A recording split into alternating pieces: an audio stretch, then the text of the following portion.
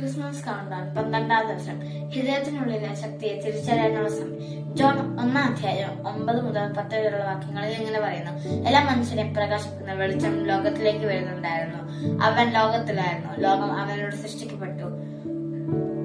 എങ്കിലും ലോകം അവനെ തിരിച്ചറിഞ്ഞില്ല. ഹൃദയം പലപ്പോഴും മാനസിക ഭാരം വലിച്ചുകൊണ്ട് നടക്കുമ്പോൾ ക്രിസ്മസ് നമ്മോട് പറയുന്നു: ശാന്തി നേടുന്ന ഒരു ഹൃദയ വിശുദ്ധീകരണ ദിനമാക്കാം. പഴയ പിഴവുകൾക്കും പഴയ ശോഭങ്ങൾക്കും ഇന്നൊരു വിട. മനസ്സിനെ അനുകരിക്കുമ്പോൾ വീടുകൾക്കും പുതുവെളിച്ചം പകർന്നു.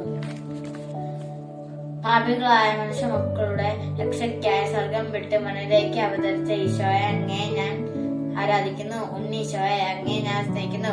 എന്റെ സഹോദരങ്ങളിൽ നിന്നെ ദർശിക്കുവാൻ പഠിപ്പിക്കണമേ.